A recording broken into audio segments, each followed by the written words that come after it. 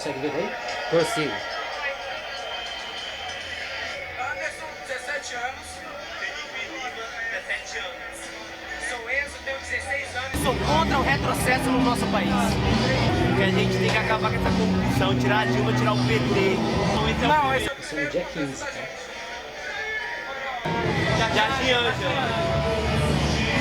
Sou de esquerda política. Sou de esquerda. Sou de esquerda. Esquerda. A esquerda representa a classe trabalhadora e a direita representa a burguesia. E baixa de burguesia, desde os séculos passados, nós temos que aturar eles. Nós não temos que ser submissos à burguesia. Somos de esquerda e damos a luta pelo proletariado. Não, ela se diz que é um governo de esquerda, né? Mas na verdade, o que caracteriza o governo da Dilma Rousseff é a direita, o governo de direita. O Aécio Neves, ele vem para quebrar esses paradigmas. Eu acho que ele tem a capacidade de juntar as duas classes em um só governo. Ronaldo, 38 anos, motoboy. Moro na estrada da Alvarenga Pedreira. Vim eu, minha namorada e 2 amigos meus. Cara, antigamente até admirava o PT, mas com o tempo foi mostrando que é igual todos os partidos, rouba mesmo. E depois da Petrobras não dá mais pra admitir ela no poder. Eu sou a favor do impeachment. Quem vai vir depois eu não sei, mas ela não dá mais. Ela falar que ela não sabia da Petrobras é piada, é rir da cara do povo. Eu tenho só mais essa menina. Eu tenho 17 anos, eu trabalho no escritório. Eu vim aqui hoje por um país melhor, porque eu sou o futuro e eu preciso que o país melhore. Você é a favor do impeachment da Dilma? Com certeza, absoluta. Por quê? Porque o país está ruim com ela no governo e a gente precisa de um país melhor, a gente precisa de melhora.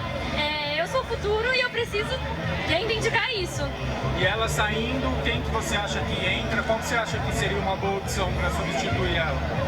Ai, pergunta difícil essa, porque assim, eu como não votei ainda, né? Nunca votei para presidente, não conheço muito sobre presidência, não conheço. Sei que tá ruim assim, não sei quem. Não tenho conhecimento de quem. Fernanda, você já foi em outros protestos antes? Não, é o meu primeiro. Primeiro. Você se considera de direita ou de esquerda? De direita. Direita. Por quê? É difícil. Peraí. Vai, vem cá. Ai, meu Deus. De direita porque eu sou contra o governo, né? Isso, né? O atual é de esquerda, né? Isso. Exatamente.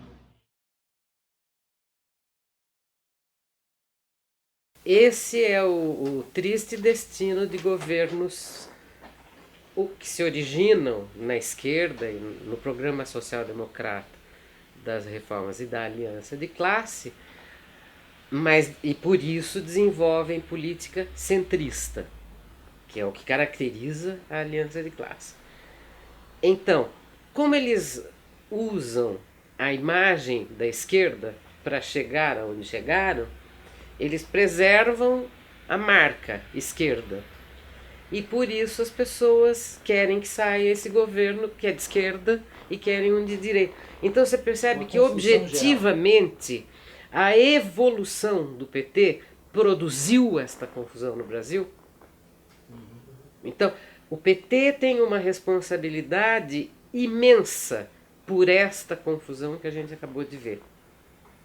Justamente porque, repito, elegeu-se com isso em 2002. Na verdade, já em 2002, o programa que elegeu Lula não era mais de esquerda, já era o programa centrista. É a carta aos banqueiros. Isso, né? Entre outras coisas, o compromisso dos governos do PT com o superávit primário. O que é compromisso com o superávit primário? Pode faltar dinheiro para tudo, menos para pagar os juros para o capital financeiro, para os bancos. Superávit primário é isto. Então, de todos os compromissos, só tem um inarredável, o superávit primário. Qualquer outro pode ser sujeito à negociação. Não é fantástico? Sendo um governo dos trabalhadores? Pensaram que iriam acabar com o movimento do ABC intervindo no sindicato. E se esqueceram de que sindicato não é o prédio, mas sindicato é o trabalhador dentro da fábrica, é o trabalhador na praça. PT, ele esqueceu a luta de classes? Ele esqueceu, mais do que esqueceu, ele sabe da luta de classes, mas desenvolveu, desde a sua fundação, uma política de aliança de classes. Então, a aliança de classes é uma política que leva em consideração a luta de classes para melhor neutralizar a luta de classes. Foi isso que o PT fez durante esses 12 anos? Desde que o Lula ganhou a eleição, a política do PT é uma política de aliança de classes que promete a conciliação até o final dos tempos entre os interesses do capital e os interesses do trabalho, o que é matematicamente impossível. Então chega uma hora que dá tudo errado. Que é o que está acontecendo agora. Foi o que aconteceu agora. E você acha que o PT consegue bancar Não, essa aliança por mais tempo? não tem mais condição. Atenção! Abre-se nesse momento a Rede Nacional de Rádio e Televisão para o pronunciamento oficial da presidenta Dilma Rousseff. Tudo isso, eu sei, traz reflexos na sua vida. Você tem todo o direito de se irritar e de se preocupar. Mas lhe peço paciência e compreensão, porque essa situação é passageira. Não tem erro nenhum. A Dilma não errou em nada até agora. Ela apenas está cumprindo de maneira quase piloto automático a lógica dos governos do PT desde o Lula em janeiro de 2003. Que era a conciliação. Uma hora não dá pra Não, conciliar mais. porque chega. O caso é o seguinte: na luta de classes, se você não avança, o inimigo avança. Sim. É guerra, meu. Guerra de posição.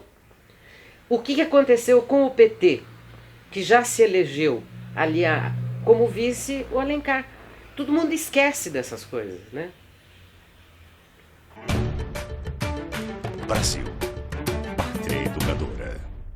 O que você acha desse lema do atual governo, que é Brasil, Ridículo. Pátria Educadora? Ridículo. Não vou comentar. Pelos interesses dominantes no Brasil, o legal é produzir pessoas como esta menina, que nem ao menos, aos 17 anos, é capaz de saber se ela é de direita ou de esquerda. Ela pergunta pra mãe. Pense nisto. Uma pessoinha de 17 anos não se considerar com energia pessoal e psicológica suficiente para, independente do que diz a mãe, se dizer de esquerda ou de direita. Isto é um nível de infantilização produzido pelo nosso sistema escolar. E o PT não fez essa disputa. Pelo contrário, mergulhou de cabeça. Todos os programas do PT de educação são para melhor produzir massa que se submeta ao atual estado de coisas. Se você quiser, podemos continuar, porque eu estou falando agora da pior parte da ação política do PT. Por que o PT tomou bola nas costas, tanto em 2013 quanto agora? Porque ele desmobilizou a própria militância. O PT decepcionou os seus militantes. O PT no poder. O PT não cumpriu pautas elementares que um partido social-democrata cumpriria. Esta Cassandra pede licença para dizer que está avisando que o PT seria isso desde 1980. O PT não tinha disputado nenhuma eleição ainda, eu já dizia. Se o Brasil tiver sorte, o PT, no máximo, consegue ser um partido social-democrata medíocre. Pois bem, não conseguiu nem isso. Quer dizer, o Brasil não tem sorte nem nesse ponto. Mas você não acha que houve alguns avanços? Tirar Nenhum. o país da fome? Nada disso, eu não acredito Nada nessas disso. conversas. Essa conversa, tirar o Brasil da fome, é a grande aliança de classes que nós, trabalhadores e outros, só sentimos os efeitos perversos. Que é migalha do capital financeiro, que é menos de 0,5% do que o capital financeiro leva, distribuído na forma de Bolsa Família. Que é para manter quietinho e bonzinho. É só para isso. Mas não transforma. Coisa pelo contrário. Vicia e torna dependente. E se bobear, dependente de cabo eleitoral e todos os lixos da velha política coronelista do Brasil. Então, eu não vejo, não acho que é progressista de maneira... Veja, não é progressista do meu ponto de vista, que sou a favor da revolução e olho as coisas pela luta de classes. Se o PT tivesse, desde a sua fundação, o menor interesse em formar militantes, formar quadros e disputar a hegemonia da comunicação, ele teria criado um jornal lá, 1980. Um partido que se diz de esquerda, porque na época ele passava para o partido de esquerda, que nem ao menos faz um jornal com discussão política, etc, etc. Esse partido não é sério do ponto de vista da política de esquerda. É por isso que a desmoralização dele é tão grande. Porque a própria esquerda hoje despreza o PT. O que tem de desiludido com o PT é uma barbaridade. Dizem até que o PT não tem que se preocupar com quem foi no dia 15, mas com quem não foi no dia 15. Isso.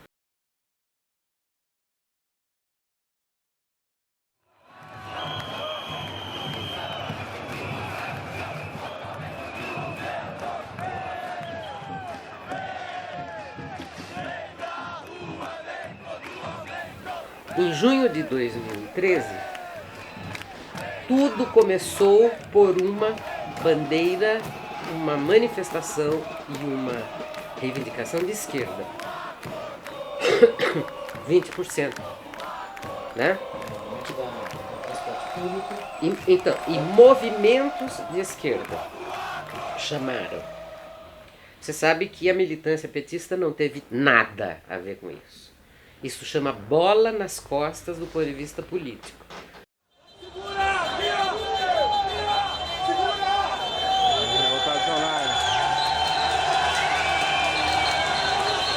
Olha os fotógrafos aí, ó. Colocamos a faixa. Nossa intenção. Tira essa faixa de merda! Abaixa essa faixa, caralho! Abaixa essa faixa que é da direita, caralho! Quando virou o jogo, isto é, estas manifestações produziram a tal da indignação, os organizadores deste movimento inicial tiveram a carteira batida. E daqui para frente perdeu o rumo. Em 2013 já. Perdeu o rumo, não tinha mais clareza, não tinha mais palavra de ordem, e fora Dilma já começou a aparecer lá. Então, o que aconteceu agora? Agora ficou claro. Os apoios ao PT, CUT e outras organizações, sindicatos e tal, se manifestaram no dia 13. A grande massa das manifestações já desfiguradas em 2013, no dia 15. Quer dizer, antes era... Antes estava embaçado, agora desembaçou. Cara, isso tá demais!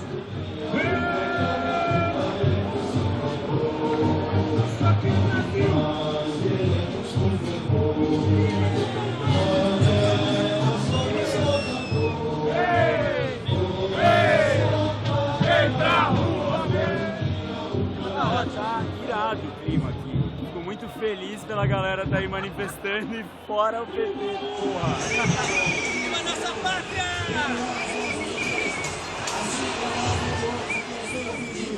Eu não deixei a indignação, mas livrai do mal. Ajuda! Vamos tirar os bandidos do poder. Não é só Dilma. É todos! Todos são os bandidos! Chega! Basta! Mas esses são extrema direita, né? Senhor, pedimos ajuda. Por favor, chame o alto comando do exército, general, comandante e seja plantão. Vamos mudar esse país. Porém, se a pátria amada precisar da macacada, puta merda, que cagada.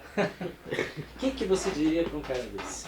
Não, cara desse eu tenho medo, eu não diria nada. A extrema-direita não é passível de esclarecimento, não tem diálogo, porque eles não dialogam, eles apelam para a força bruta e fazem a miséria que nós sabemos que fazem. Esses daqui ainda não estão, talvez, espero, ainda não estão organizados, mas eles corresponderiam, se fossem organizados, aos centúrias negras que tinha na Rússia em 16, 17, que é a direita armada, ilegal, assassina e criminosa. Pogrom, por exemplo, contra judeus, eram eles que faziam na Rússia e fizeram na Alemanha. Na Alemanha, esses grupos eram os Freikorps, armados e matavam pessoas na rua em nome da pátria e dos valores religiosos, etc, etc. Com a extrema-direita não tem conversa. As pessoas até acham, muita gente inclusive ridiculariza, acha engraçado, tem um nível de patético. Não tem a menor graça, eles são perigosíssimos. Eles são perigosíssimos. Aliás, mais um perigo, um caldo de cultura que se criou, ou que ganhou força. Fôlego. Ganhou fôlego. Porque se você for pensar, você tem que lembrar que desde que começou a chamada Nova República, e portanto oficialmente acabou a ditadura no Brasil, as viúvas da ditadura continuam por aí e produzem, elas se reproduzem. Então você vê um jovem de pouco mais de 20 anos se comportando como uma senhora da Liga Católica em 64. Agora, este tipo de gente sempre tem. Agora, com eles, o confronto é pau a pau. Veja, a palavra de ordem do Lenin, em 14, antes, 14 começou a guerra, era: vocês, trabalhadores organizados, precisam se organizar e se armar para enfrentar pau a pau. Não, com essa gente não tem resgate possível.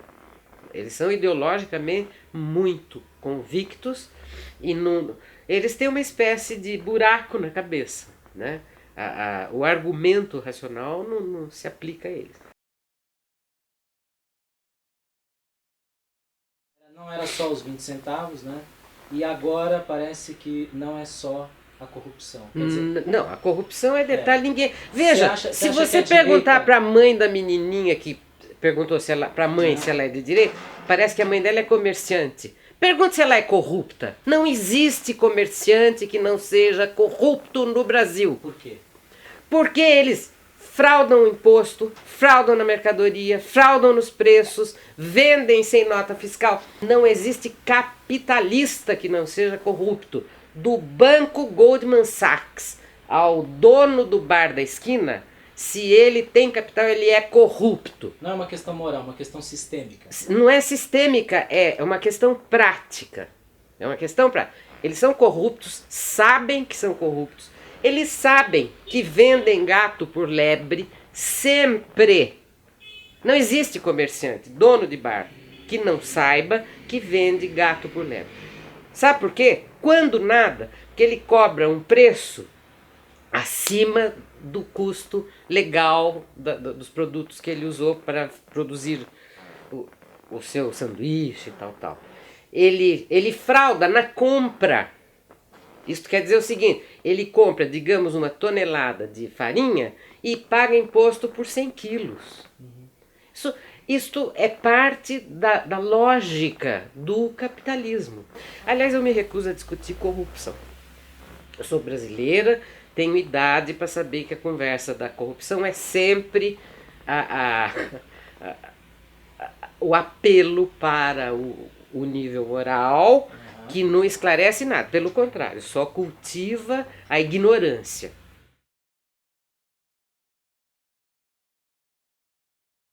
Uma aliança de Temer, Renan, Eduardo Cunha, Aécio Neves, com apoio do DEM, que é a nossa extrema-direita, e todo o espectro da direita, pode levar a Dilma a renunciar. E o Temer assume.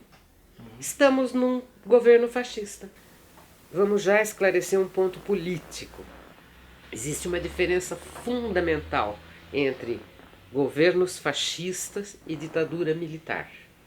Nós já temos a experiência da ditadura militar, que foi o golpe de 64, acabou com os direitos, etc., matou gente e tal. Então, De ditadura nós entendemos, temos vários episódios. Agora, fascismo de verdade nós ainda não tivemos. A Itália teve governo fascista, a Espanha e a Alemanha. Chama nazismo, mas é fascismo. O que é que caracteriza o fascismo e nenhum dos cientistas políticos insiste no ponto? Os fascistas chegam ao poder legalmente, pelos métodos da democracia. Quer dizer, isso tem menos a ver com 64 e mais com a Alemanha Da República de Weimar. A República foi a desmoralização do Partido Social Democrata, SPD. Era o PT deles.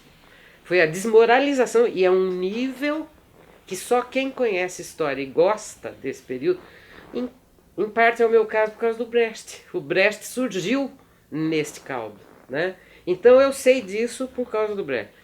O nível a que chegou o Partido Social Democrata Alemão, que era o PT deles, foi de tal ordem que eles abriram mão dos seus direitos parlamentares em 1933 e ajudaram a colocar o Hitler como primeiro-ministro. A gente corre risco de algo semelhante? Absolutamente matemático. Vou dar o exemplo mais simples, que está posto. Se o PMDB, do sinistro Temer, do inqualificável Eduardo Cunha e do mais inqualificável ainda, Renan Calheiros, todo mundo esquece que o Renan Calheiros era sócio do Collor.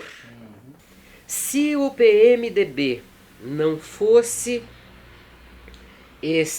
esta organização política ônibus, né, que envolve desde pessoas com passado propriamente de esquerda até pessoas como Dona Cátia Abreu.